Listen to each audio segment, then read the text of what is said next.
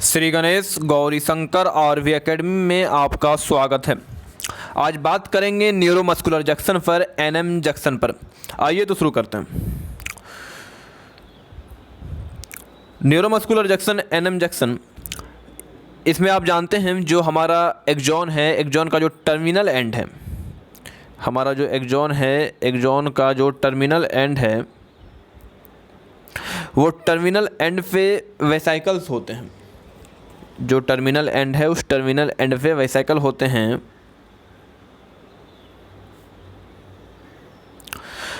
तो आपसे मेरा सवाल है ये जो वेसाइकल्स हैं, ये वेसाइकल्स का फॉर्मेशन कहाँ होगा? इस वेसाइकल्स का फॉर्मेशन नर्व सेल बॉडी में होंगे या फिर ये लोकली ही यहीं पे फॉर्म होंगे? दूसरा सवाल ये है, इसमें जो एसिटाइल कोलिन फिल है, इस वेसाइकल्स के अंदर जो एसिटाइल कोलिन फिल है, इसका फॉर्मेशन कहाँ होगा? नर्व सेल बॉडी में होगा या लोकली होगा? तो सुनिएगा, जो वेसाइकल्स हैं, वेसाइकल्स का फॉर्मेशन नर्व सेल बॉडी में होगा।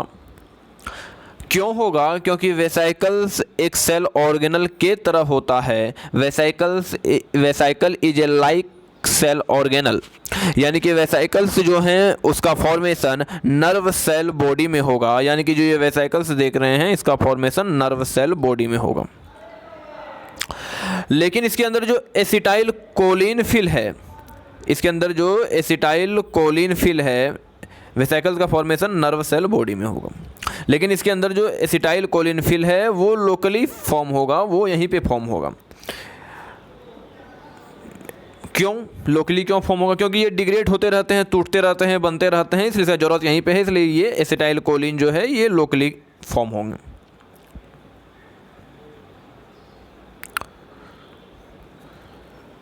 ये प्रीसिनेप्टिक मेम्ब्रेन आप जानते ही हैं।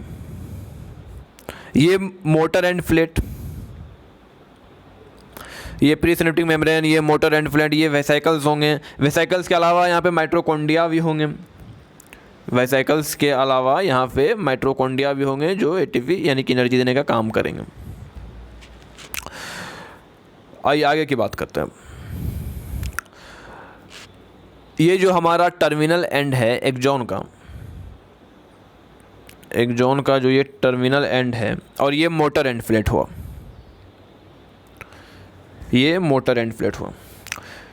टर्मिनल एंड पे आपको हम बताएं कि वेसाइकल्स होंगे, तो ये रहे वेसाइकल्स,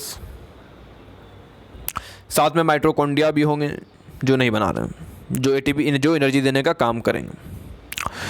उसके बाद यहाँ पे एक वोल्टेज गेटेड कैल्शियम चैनल होंगे, वोल्टेज गेटेड कैल्शियम चैनल होंगे। बताएंगे कि वोल्टेज गेटेड कैल्शियम चैनल का काम क्या है। ये है voltage gated calcium channel, VGCC, voltage gated calcium channel. अब होता क्या है वो सुनिए। जब ऊपर से इम्पल्स आएंगे, ऊपर से मतलब नर्व बॉडी से होते हुए, एक्सॉन से होते हुए इम्पल्स आएंगे, वो इम्पल्स यहाँ आए। वो इम्पल्स जब आए तो इम्पल्स से होता क्या है कि एक सवाल ये उठता है कि हमारा जो वेसाइकल्स हैं, ये वेसाइकल्स के ऊपर नेगेटिव चार्ज होता है, और जो ये प्रीसिनेप्टिक मेम्ब्रेन है, प्रीसिनेप्टिक मेम्ब्रेन के ऊपर भी नेगेटिव चार्ज होता है। तो ये इस पे भी नेगेटिव चार्ज है, ये वेसाइकल्स हैं, इस पे नेगेटिव चार्ज है। प्रीसिनेप्टिक मेम्ब्रेन है, इस पे भी नेगेटिव चार्ज है। अब नेगेटिव नेगेटिव में तो फ्यूज होंगे नहीं। अब जरूरत पड़ता है VGCC का, यानी कि वोल्टेज गेटेड कैल्शियम चैनल का। होता क्या है, जब ऊपर से इम्पल्स आते हैं तो voltage gated calcium channel open हो जाते हैं और बाहर से अंदर कैल्शियम की एंट्री होती है। ये कैल्शियम की जैसे एंट्री हुई तो ये कैल्शियम किससे बाइंड होंगे? ये कैल्शियम बाइंड होंगे इस वेसाइकल्स से। क्यों बाइंड होंगे? क्योंकि कैल्शियम पे पॉजिटिव चार्ज है, वेसाइकल्स पे नेगेटिव चार्ज है। ओबियस है कि वो बाइंड होंगे, और वो बाइंड होकर के प्रीसिनेप्टिक मेम्ब्रेन की तरफ आएंगे, क्योंकि प्रीसिनेप्टिक मेम्ब्रेन का भी चार्ज नेगेटिव है, और वो प्रीसिनेप्टिक मेम्ब्रेन पे फ्यूज कराया जाएगा। ये वेसिकल्स को फ्री सिनेप्टिक मेम्ब्रेन पे फ्यूज कराया जाएगा। और हम चाहते भी यही थे कि जो वेसिकल्स है ये फ्यूज हो प्री सिनेप्टिक मेम्ब्रेन पे और एसिटाइल कोलिन रिलीज हो। रिलीज कराना था मुझे एसिटाइल कोलिन, इसलिए मुझे इस वेसिकल को फ्यूज कराना पड़ा। हुआ क्या, क्या क्या बताए फिर से सुनिएगा। जब ऊपर से इम्पल्स आए, इम्पल्स जो आए वो इम्पल्स आने के कारण जो हमारा वोल्टेज गेटेड कैल्शियम चैनल है वो ओपन हो गए। वोल्टेज गेटेड कैल्शियम चैनल जैसे ओपन हुए तो अंदर कैल्शियम की एंट्री हुई। कैल्शियम की जैसे एंट्री हुई वो कैल्शियम किससे बाइंड हुआ, वेसिकल्स से बाइंड हुआ। वेसिकल्स से क्यों बाइंड हुआ, क्योंकि वेसिकल्स पे नेगेटिव चार्ज है। वेसिकल्स से बाइंड होने के बाद प्री सिनेप्टिक मेम्ब्रेन पे आकर के उसे फ्यूज कराया गया। प्री सिनेप्टिक मेम्ब्रेन की तरफ क्यों आया, क्योंकि प्री सिनेप्टिक मेम्ब्रेन का भी चार्ज नेगेटिव है, उसी के कारण इसके प्री सिनेप्टिक मेम्ब्रेन की तरफ आया और यहाँ पे एसिटाइल कोलिन को रिलीज करा दिया गया। जब एसिटाइल कोलिन रिलीज हो गए, जब एसिटाइल कोलिन रिलीज हो गए तो हमारा जो ये मोटर एंड प्लेट है, ये जो आप देख रहे हैं, ये जो मोटर एंड प्लेट है, इस पे रिसेप्टर प्रेजेंट हैं। क्या चीज़ के रिसेप्टर प्रेजेंट हैं, तो एसिटाइल कोलिन के रिसेप्टर प्रेजेंट हैं मोटर एंड प्लेट पे। ये रहे एसिटाइल कोलिन के रिसेप्टर मोटर एंड प्लेट पे प्रेजेंट हैं।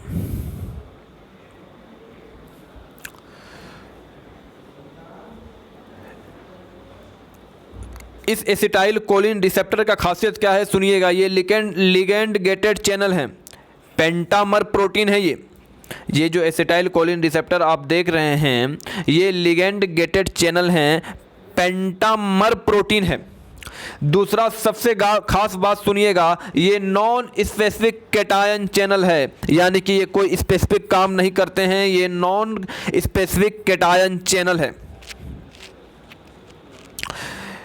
इसी एसिटाइल कोलिन रिसेप्टर से अंदर सोडियम की एंट्री होगी, यानी कि सोडियम का इन्फ्लक्स होगा, और इसी एसिटाइल कोलिन रिसेप्टर से पोटेशियम बाहर जाएंगे, यानी कि पोटेशियम का एग्जिट होगा। इसलिए हम इसको बोल रहे हैं कि जो ये एसिटाइल कोलिन रिसेप्टर है ये नॉन स्पेसिफिक कैटायन चैनल है।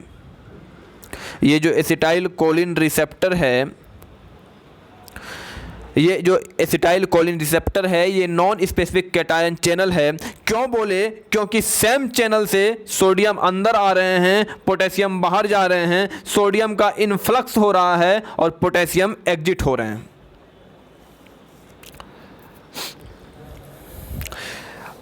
अब सुनिएगा, जब हमारा यहाँ एसिटाइल कोलिन रिलीज हो गया मार्केट में, मतलब यहाँ प्री सिनेप्टिक मेम्ब्रेन में एसिटाइल कोलिन रिलीज होने के बाद ये एसिटाइल कोलिन रिलीज इस एसिटाइल कोलिन रिसेप्टर के पास आएंगे। इस रिसेप्टर को, ये रिसेप्टर के आने के बाद जो सोडियम का जो इन्फ्लक्स है वो प्रीडोमिनेंट होगा, यानी कि सोडियम बहुत ज़्यादा अंदर आएंगे। पोटेशियम बाहर जाएंगे लेकिन वो कंपैरेटिवली कम जाएंगे, लेकिन सोडियम का एंट्री जो है वो बहुत ज़्यादा होगा। सोडियम का एंट्री जो है वो बहुत ज़्यादा होगा, पोटेशियम बाहर जाएंगे वो बहुत कम जाएंगे।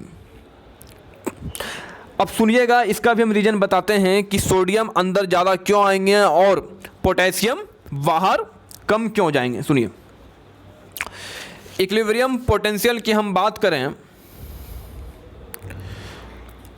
इक्विलिब्रियम पोटेंशियल किसका, सोडियम के लिए वो होता है +61 मिली वोल्ट। क्या बोले, फिर सुनिएगा, इक्विलिब्रियम पोटेंशियल किसके लिए, हम सोडियम के लिए बात कर रहे हैं। इक्विलिब्रियम पोटेंशियल सोडियम के लिए बात कर रहे हैं, तो वो होता है +61 milli volt, +61 milli volt.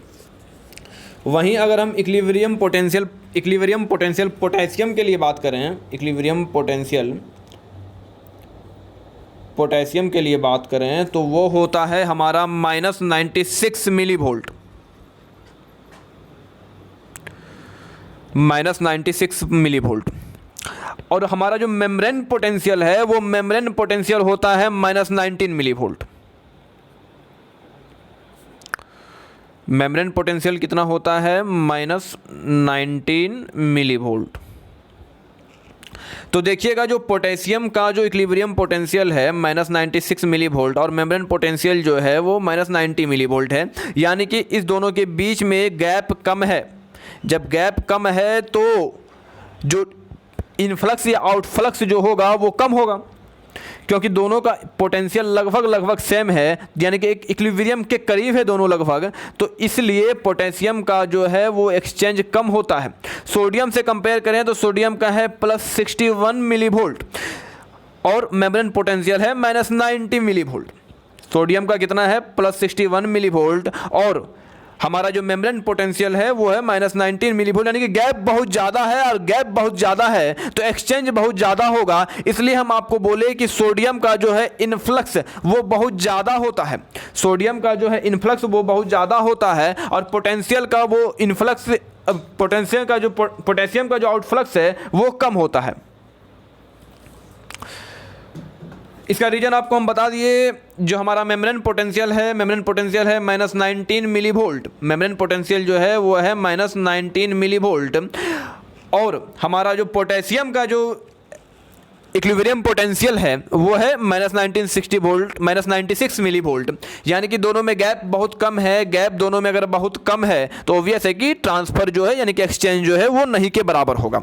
Sodium से कंपेयर करें तो सोडियम का equilibrium potential +61 millivolt, membrane potential -90 millivolt, यानी कि गैप बहुत ज़्यादा है, यानी कि सोडियम का इनफ्लक्स इसलिए बहुत ज़्यादा होता है। फिर सुनिएगा हम आपको क्या बताए, सुनिए जो आपको हम बताए डायग्राम से एक बार फिर से सुनिएगा, उसके बाद हम फिर उसको समराइज करेंगे। बताए कि जो हमारा जो टर्मिनल एंड है और ये है मोटर एंड प्लेट, इसमें बहुत सारे वेसिकल्स प्रेजेंट होंगे। वेसिकल्स के अंदर जो है एसिटाइल कोलिन फिल है। ये भी बताया कि वेसिकल कहाँ फॉर्म होंगे, वेसिकल फॉर्म होंगे नर्व सेल बॉडी में। एसिटाइल कोलिन जो इसके अंदर फिल है वो एसिटाइल कोलिन कहाँ फिल होंगे, तो वो एसिटाइल कोलिन ये लोकली फॉर्म होंगे। दूसरा बात ये बताया कि हमारा जो वेसिकल्स है इस पर नेगेटिव चार्ज होते हैं और हमारा जो प्री सिनेप्टिक मेम्ब्रेन है इस पर भी नेगेटिव चार्ज होते हैं। तो उसके लिए क्या होता है, यहाँ वोल्टेज गेटेड चैनल होते हैं, VGCC voltage gated calcium channel present है, voltage gated calcium channel present है। जब इम्पल्स आएंगे तो वोल्टेज गेटेड कैल्शियम चैनल से कैल्शियम की एंट्री अंदर होगी। ये कैल्शियम क्या करेंगे, इस मेम्ब्रेन से वेसिकल से बाइंड करेंगे, ये कैल्शियम वेसिकल से बाइंड करेंगे और प्री सिनेप्टिक मेम्ब्रेन पे आकर के फ्यूज करवा देंगे, जिससे कि हमारा एसिटाइल कोलिन रिलीज हो जाएगा। एसिटाइल कोलिन रिलीज हो गया तो अब जो मोटर एंड प्लेट है, इस मोटर एंड प्लेट पे एसिटाइल कोलिन रिसेप्टर प्रेजेंट होते हैं। मोटर एंड प्लेट पे एसिटाइल कोलिन रिसेप्टर प्रेजेंट होते हैं। ये रिसेप्टर की कुछ खास बातें बताते हैं, सुनिएगा। लिगेंड गेटेड चैनल है, यानी कि पेंटामरिक प्रोटीन से बने हुए हैं। नॉन स्पेसिफिक कैटायनिक चैनल है। नॉन स्पेसिफिक क्यों बोले थे, क्योंकि जब यहाँ पे हमारा एसिटाइल कोलिन रिसेप्टर होगा, जब ये रिसेप्टर एसिटाइल कोलिन जो रिलीज होगा उसके बाद ये रिसेप्टर इसे सेंस करेंगे। सेंस करने के बाद ये ओपन होंगे और सोडियम का इन्फ्लक्स होगा, यानी कि सोडियम अंदर आएंगे और पोटेशियम जो है वो बाहर जाएंगे। इसलिए बोले नॉन स्पेसिफिक क्योंकि सोडियम भी उसी से आ रहे हैं, पोटेशियम भी उसी से जा रहे हैं। आपको हम ये भी बताएं कि सोडियम जो है वो बहुत ज़्यादा क्वांटिटी में आएंगे। क्यों आएंगे सोडियम बहुत ज़्यादा क्वांटिटी में, क्योंकि बताए कि जो पोटेंशियल डिफरेंस है वो बहुत ज़्यादा है। हमारा जो मेम्ब्रेन है, मेम्ब्रेन का पोटेंशियल कितना है, -19 मिली वोल्ट, और जो इक्विलिब्रियम पोटेंशियल सोडियम का होता है वो +61 मिली वोल्ट होता है, यानी कि दोनों में गैप ज़्यादा है, इसलिए सोडियम का इन्फ्लक्स अंदर ज़्यादा होगा। पोटेशियम कम बाहर क्यों जाएंगे, क्योंकि पोटेशियम की बात करें तो उसकी इक्विलिब्रियम पोटेंशियल जो है -96 मिली वोल्ट है और मेम्ब्रेन पोटेंशियल -90 मिली वोल्ट, यानी गैप बहुत कम है, ऑलमोस्ट इक्विलिब्रियम में है, इसलिए पोटेशियम कम बाहर जाएंगे। तो हुआ क्या कि net entry of positive charge अंदर आ गया, यानी कि सोडियम बहुत ज़्यादा अंदर आ रहे हैं, तो ऑब्वियस है कि net entry of positive charge हो गया। इससे क्या हो गया, डीपोलराइजेशन हो गया। अब जो है डीपोलराइजेशन जो हो गया, तो development of small localised potential, जिससे थ्रेशोल्ड हो जाएगा और बाद में फिर वो एक्शन पोटेंशियल में कन्वर्ट हो जाएगा। फिर से सुनिएगा क्या बोले, यहाँ पे जो है डीपोलराइज हो जाएंगे। डीपोलराइजेशन होने का कारण क्या हो गया कि नेट पॉजिटिव चार्ज जो है वो अंदर आ गए, क्या कि सोडियम की एंट्री वो ज़्यादा हो गई। तो इसलिए जो डीपोलराइजेशन होने के बाद क्या हुआ, development of small localised potential, यानी कि इस एरिया में जो है स्मॉल लोकलाइज्ड पोटेंशियल डेवलप हो गए, जिससे मेम्ब्रेन थ्रेशोल्ड हो जाएंगे और जिससे एक्शन पोटेंशियल जो है वो डेवलप हो जाएंगे।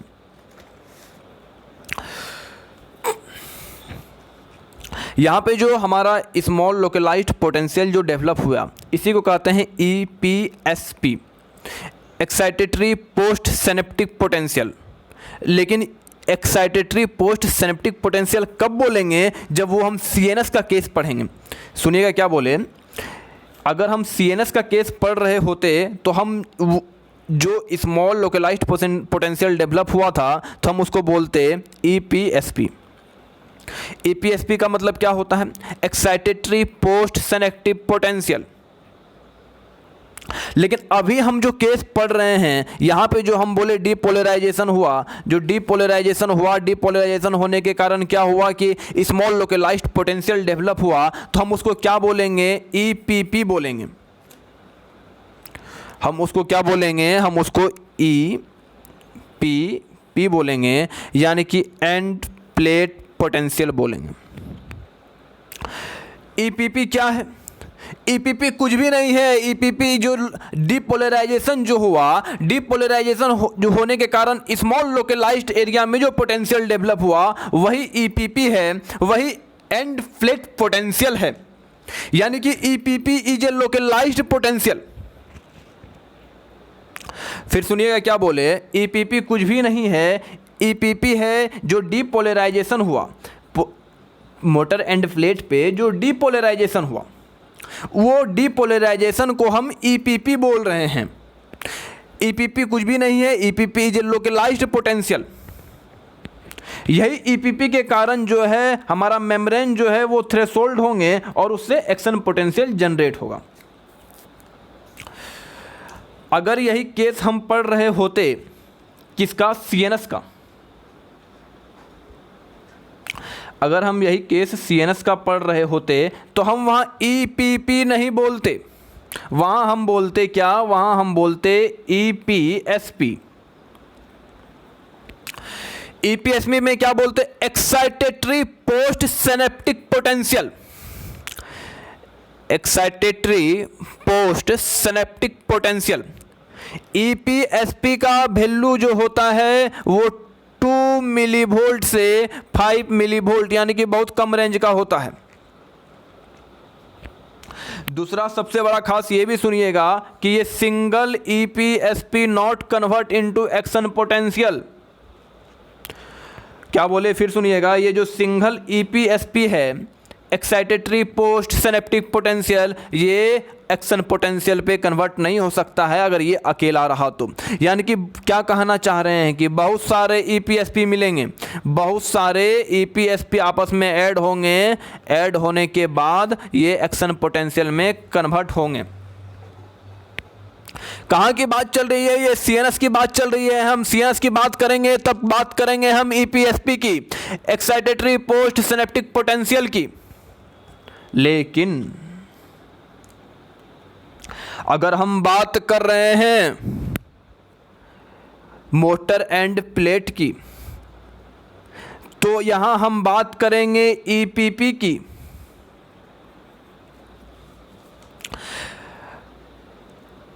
एंड प्लेट पोटेंशियल की, इसका एम्पलीट्यूड 40 मिलीवोल्ट के रेंज का होता है।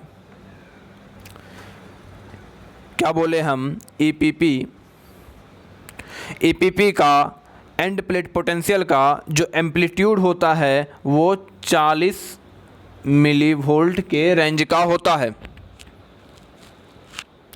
जो हमारा ईपीपी है, ये ईपीपी इतना पावरफुल है कि single EPP single action potential में कन्वर्ट हो सकता है। सिंगल ईपीपी यानी कि एंड प्लेट पोटेंशियल जो है वो सिंगल एक्शन पोटेंशियल में कन्वर्ट हो सकता है। लेकिन हम जब सीएनएस की बात कर रहे थे, जब हम ईपीएसपी की बात कर रहे थे, जब हम एक्साइटेटरी पोस्ट सिनेप्टिक पोटेंशियल की बात कर रहे थे, तो उसका रेंज बहुत कम था। उसका रेंज इतना था कि 2 मिलीवोल्ट से लगभग 5 मिलीवोल्ट के आसपास, और ये एक सिंगल एक्शन पोटेंशियल में कन्वर्ट नहीं हो सकता है। आइए हम आगे की और भी कुछ बात कर लेते हैं, सुनिएगा। हम एक्शन पोटेंशियल और जो हमारा ईपीपी है, हम इसमें भी एक बार डिफरेंस देख लेते हैं। End plate potential and action potential में भी हम एक बार डिफरेंस देख लेते हैं। आपको बताए कि जो ईपीपी है, एंड प्लेट पोटेंशियल है, वो लोकलाइज्ड पोटेंशियल है, मतलब कि वो उसी लोकल एरिया में बनेंगे, उसी लोकल एरिया का स्मॉल लोकलाइज्ड पोटेंशियल है वो, जिससे मेम्ब्रेन थ्रेशोल्ड होंगे, जिससे एक्शन पोटेंशियल जनरेट होगा।